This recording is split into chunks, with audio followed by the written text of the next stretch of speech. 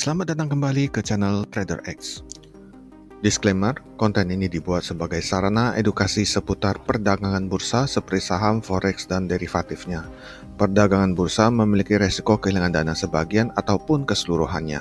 Untuk itu, lakukanlah pertimbangan yang bijaksana sebelum mengambil keputusan Anda. Bila dibutuhkan, silakan Anda mencari saran dari konsultan finansial. Segala resiko adalah tanggung jawab masing-masing. Selamat datang kembali ke channel Trader X. Setelah lama vakum, akhirnya saya kembali menyempatkan diri untuk membuat konten seputar dunia trading. Untuk menghemat waktu, kita langsung masuk ke topik kita hari ini, yaitu dasar-dasar analisa chart.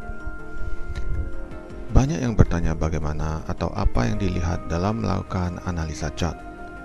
Terdapat berbagai metode dalam melakukan hal ini, seperti price action, SMC, ICT, dan lain sebagainya.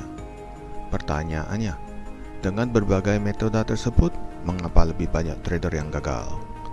Inilah yang akan saya kupas pada kesempatan kali ini.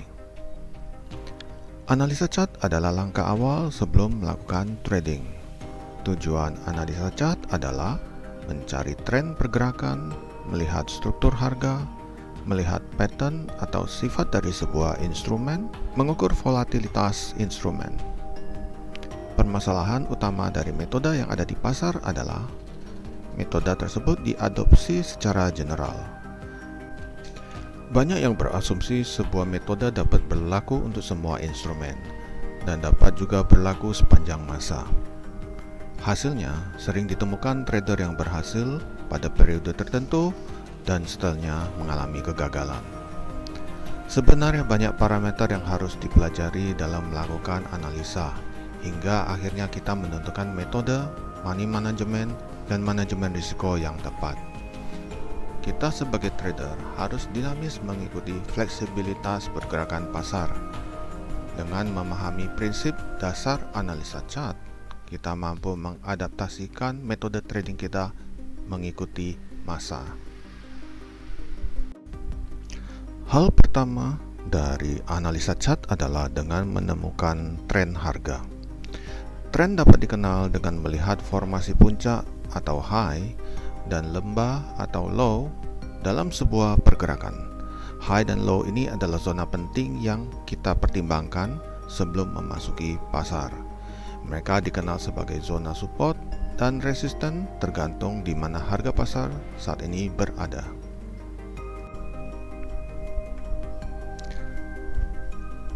Terdapat dua cara menentukan sebuah tren. Cara pertama dengan melihat formasi high dan low. Bila high dan low yang terbentuk di atas high dan low sebelumnya, kita identifikasi pasar sedang bergerak ke atas atau uptrend.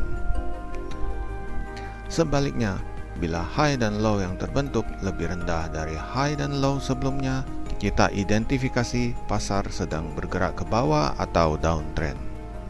Ada masanya kita mendapatkan high dan low tidak sedang ke atas ataupun ke bawah. Pada saat ini kita identifikasi pasar sedang bergerak mendatar atau kita sebut sideways. Tren juga dapat ditentukan dengan menggunakan trendline.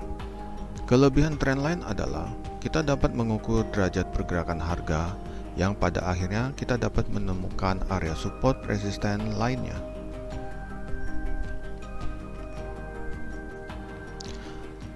Setelah kita mengetahui tren saat ini, selanjutnya kita harus menentukan struktur pasar.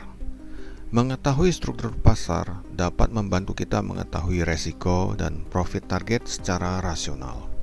Elemen dalam menentukan struktur adalah trend, support resisten, posisi harga saat ini terhadap support dan resisten.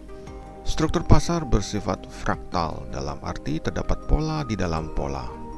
Oleh sebab itu, penting untuk dapat menentukan pola utama sebelum kita melihat pola lain di dalamnya.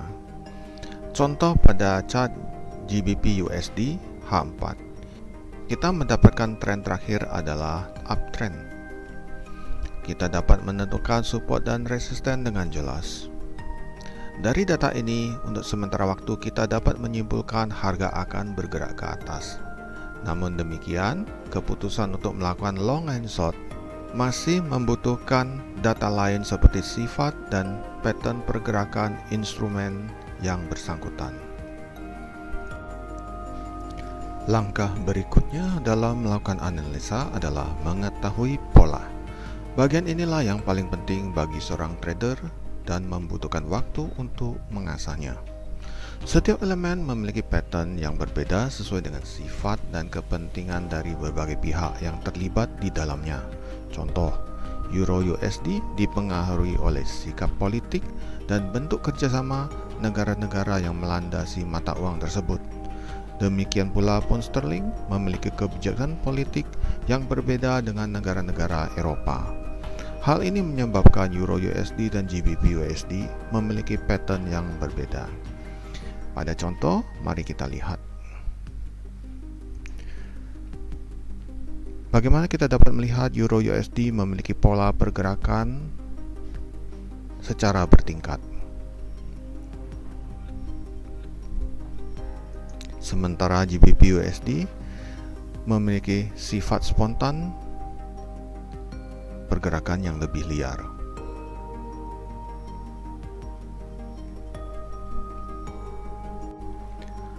Dengan mengetahui pola demikian, kita dapat meningkatkan kualitas trading kita dan menghindarkan diri kita dari ketidakpastian pasar.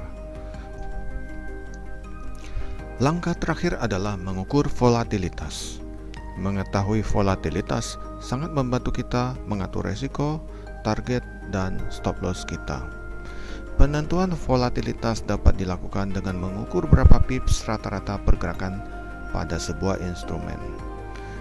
Sebagai contoh, pada kondisi normal, Euro USD memiliki pergerakan rata-rata 300 pips,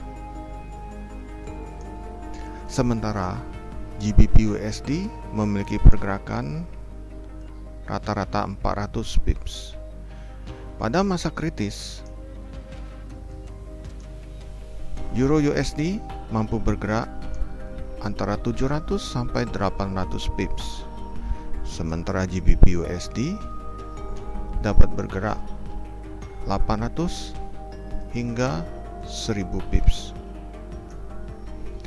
Demikianlah pembahasan kali ini. Semoga bermanfaat. Trader X mohon pamit.